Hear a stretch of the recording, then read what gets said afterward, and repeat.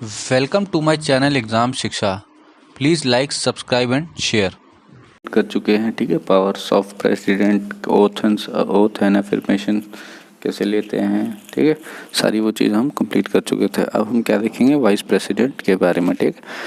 तो VP is elected not directly by the people but by the method of indirect election. जो vice president का चुनाव होता है वो कैसे होता है, इनडायरेक्ट होता है, ठीक है। He is elected by the member of an electoral college consisting of member of both houses, ठीक है। कौन करता है, दोनों हाउसेस के कौन मेंबर। देखिए अब it consist of both elected and nominated members of the parliament. दोनों लोकसभा और राज्यसभा के नॉमिनेटेड पर्सन और इलेक्टेड पर्सन दोनों, ठीक है, इस चुनाव में हिस्सा लेते हैं। It does not include the member of the state legislative assembly. अभी इनके चुनाव में स्टेट लेजिस्लेटिव असेंबली के मेंबर को नहीं इंक्लूड करते। Election held in accordance with the system of proportionate representation bye means of single transfer vote and the voting is by secret ballot, ठीक है। एक व्यक्ति का एक वोट और सिंगल बैलेट वो होता है, ठीक है। Voting is a secret ballot में होता है।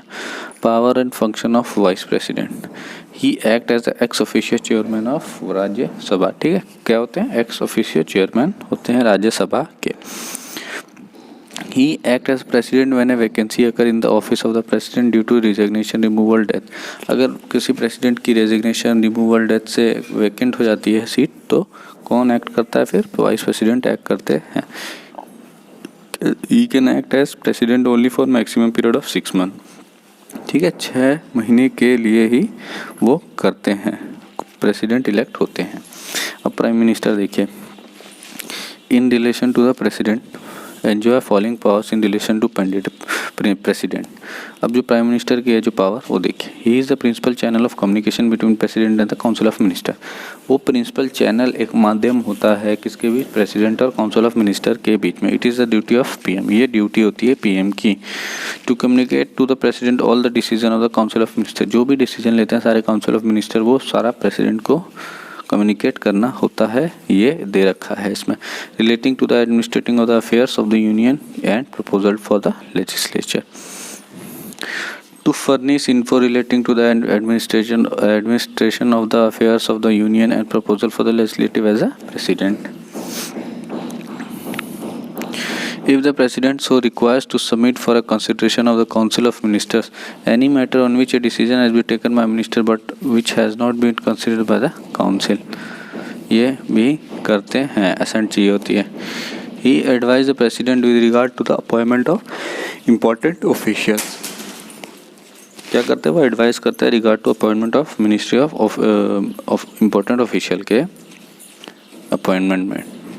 अब देखिए, central council of minister, responsibility of minister क्या होती है, रिस्पॉन्सिबिलिटी मिनिस्टर की कलेक्टिव रिस्पॉन्सिबिलिटी होती है। The fundamental principles underlying the working of the parliamentary system of the government is the principle of collective responsibility, ठीक है। क्या होती है, parliamentary system of government is the principle and collective responsibility होती है। Article जो 75 है हमारा कहता है council of minister is collective responsibility to the Lok Sabha. जो हमारे काउंसिल ऑफ मिनिस्टर हैं क्या है, वो कलेक्टिवली रिस्पॉन्सिबल है किसको, लोकसभा को, ठीक है। Cabinet decision bind all cabinet minister even if they are different cabinet meeting. Cabinet decision जो है वो सबको एक में ही करता है। इंडिविजुअल रिस्पॉन्सिबिलिटी देखिए, आर्टिकल 75 बताता है also contain principle of individual responsibility, सबकी इंडिविजुअल रिस्पॉन्सिबिलिटी भी होती है। It said the minister hold office during the pleasure of the president, ये प्रेसिडेंट जब तक है तब तक एंजॉय करते हैं। अब देखिए, no legal responsibility in Britain, every order of the king for any public act counter signed by minister. कोई भी पब्लिक एक्ट होता है वो किसके साथ साइन होता है, counter sign minister. In case of violation minister would be responsible. इसमें क्या होता है, वहाँ ब्रिटेन में मिनिस्टर रिस्पॉन्सिबल होता है, बट इन इंडिया में क्या होता है, it is not required to counter sign by minister. और किसकी रिस्पॉन्सिबिलिटी होती है, वो होती है प्राइम मिनिस्टर की। अब देखिए, कैबिनेट कमेटी, कैबिनेट कमेटी के फंक्शंस क्या होते हैं। The political affairs committee deal with any policy matter pertaining to domestic and foreign affairs. Political affair committee क्या करती है, पॉलिसी मैटर्स को करती है डोमेस्टिक और फॉरेन अफेयर्स के लिए। अब देखिए चेयर्ड बाय पीएम, क्या जो कमेटी होती है कौन चेयर करता है, कैबिनेट कमेटी, वो पीएम चेयर करते हैं। The economic affairs community direct and coordinate the government all activities in the economic sphere, ये भी चेयर्ड बाय कौन करता है, PM. Appointment committee decide all higher level appointment in the central secretariat public enterprises bank and financial institute, chaired by the PM, ये भी chaired होता है। ये सब कमेटी हैं, ठीक है। पार्लियामेंट्री अफेयर्स कमेटी होती है, किस पे वर्क करती है, after the progress of government business in the parliament, ये भी ये होम मिनिस्टर द्वारा चेयर होते हैं, ठीक है। तो हमारा वाइस प्रेसिडेंट कंप्लीट हो गया है और council of minister prime minister भी कंप्लीट हो गया है। अब हम थोड़ा पार्लियामेंट के बारे में देख लेते हैं। पार्लियामेंट आर्टिकल 79 to 122 है, पार्ट कौन सा है, 5 में है, ठीक है। ऑर्गेनाइजेशन ऑफ पार्लियामेंट, क्या है, organisation of parliament. The parliament of India consist of 3 part. अब जो हमारा पार्लियामेंट है कितने 3 पार्ट पे डिवाइड है, कौन कौन सा, president, council of states and the house of the people.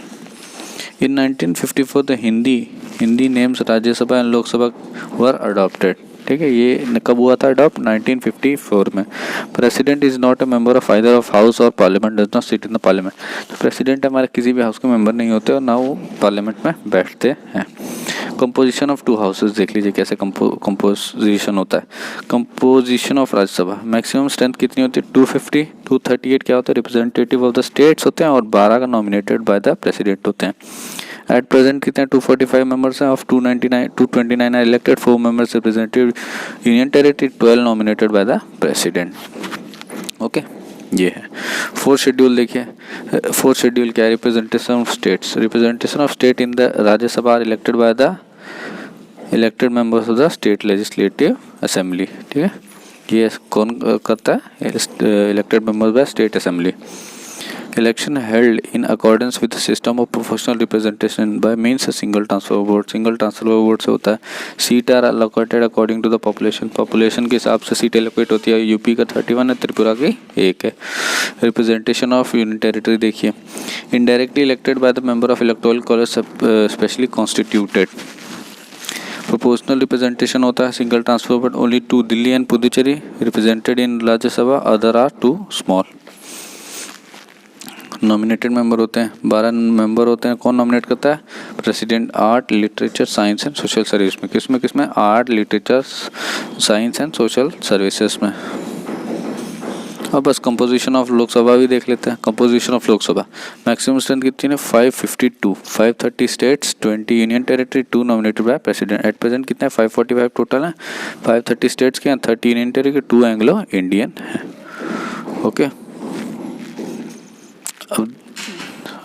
अब ये देख लीजिए कि representation of state directly elected by the people from territorial constitution state. कैसे होते हैं, इलेक्टेड बाय द पीपल होते हैं बेस्ड ऑन क्या, यूनिवर्सल एडल्ट फ्रेंचाइजी, मतलब 18 साल की उम्र से जो वोट देते हैं वो इलेक्ट करते हैं इनको। Voting age should be reduce from 21 to 18 के कौन से कॉन्स्टिट्यूशन अमेंडमेंट एक्ट से हुआ था, 61 कॉन्स्टिट्यूशन अमेंडमेंट एक्ट से हुआ था रिड्यूस 1988 से। अब रिप्रेजेंटेशन ऑफ यूनियन टेरिटरी देखिए, direct election to the house of the people act 1965 by which 2 member of Lok Sabha from union territory are also chosen by direct election.